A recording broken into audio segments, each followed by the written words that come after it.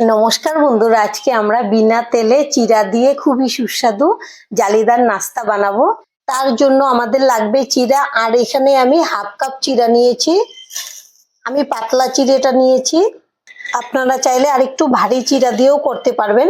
এখন আমি জল দিয়ে চিড়াগুলোকে খুব ভালো করে ধুয়ে নেব, যেন এর মধ্যে কোনো ধুলাবালি না থাকে। যে পর্যন্ত পরিষ্কার জলটা বের না হয় ধুয়ে নিতে হবে। এখন কিন্তু জলটা পরিষ্কার হয়েছে, তবে আমি এই জলটা রাখবো না, ফেলে দেব। আমি মোট 3বার ধুয়ে নিয়েছি। এখন একটু জল দেব, ধরুন 4 চামচ দিয়ে 2 চামচ হবে আমি জল দিয়েছি। এবার এখানে ভিজিয়ে রেখে দেবো এইভাবেই।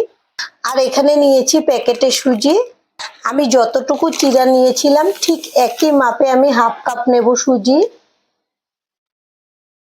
সুজি একদম পরিষ্কার, আমি আগেও বানিয়েছি, তার জন্য এখন আমি চেলে নিলাম না, মিক্সিং জারে নিয়ে নেব।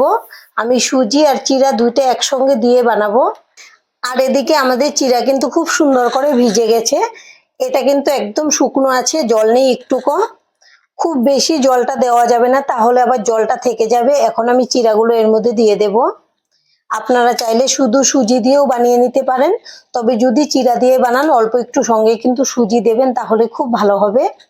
চিড়া আর সুজি মিলিয়ে কিন্তু আমি 1 কাপ নিয়েছিলাম, তার সঙ্গে আমি হাফ কাপ দিয়ে দেব টক দই, আরো হাফ কাপ দিয়ে দেব জল, আর দিয়ে দেব 1 চামচ চিনি, অল্প একটু লবণ। এবার ঢাকনা লাগিয়ে সবকিছু একসঙ্গে খুব ভালো করে পেস্ট করে নেব। এবার গ্যাসে একটা প্যান বসিয়েছি, প্যানটাকে খুব ভালো করে গরম করে নেব। আমি সঙ্গে ঢাকনাটাকেও গরম করে নেব। এখন ঢাকনাটা খুলে নেব। আমাদের ব্যাটার একদম রেডি, আমি বের করে নিচ্ছি একটা বাটিতে। আমি স্প্যাচুলা দিয়ে কেচে বের করে নেব। ব্যাটারের ঘনত্বটা দেখুন, ঠিক এরকম থাকবে। এবার এখানে নিয়েছি 1 প্যাকেট ইনো।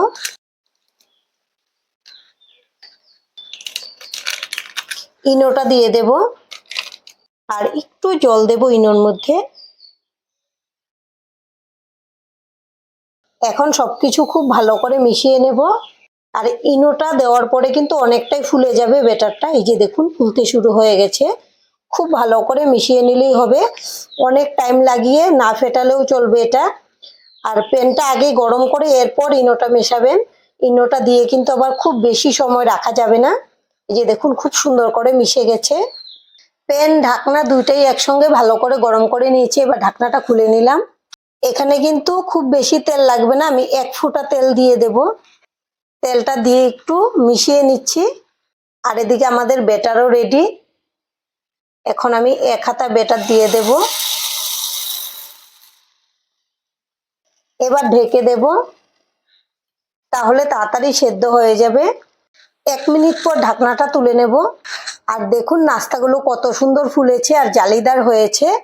এবার আমি এটাকে তুলে নিচ্ছি। আর আমি গ্যাসের ফ্লেমটা কিন্তু লোতে রেখেছিলাম, প্রথমেই গরম করে নিয়েছি, তাই খুব বেশি সময় লাগেনি, ঝটপট হয়ে যায়। আর এভাবে আমি বাদবাকি নাস্তাগুলো বানিয়ে নেব।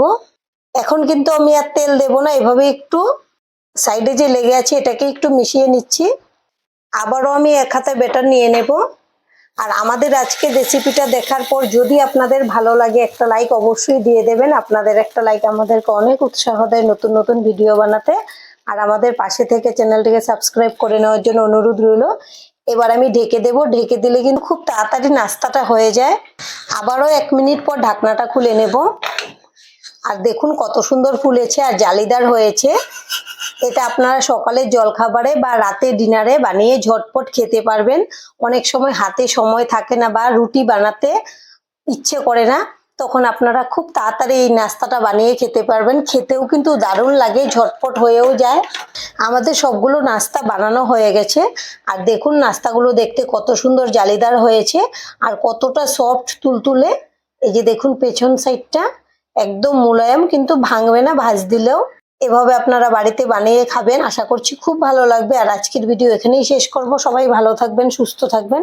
সম্পূর্ণ ভিডিও দেখার জন্য অসংখ্য ধন্যবাদ।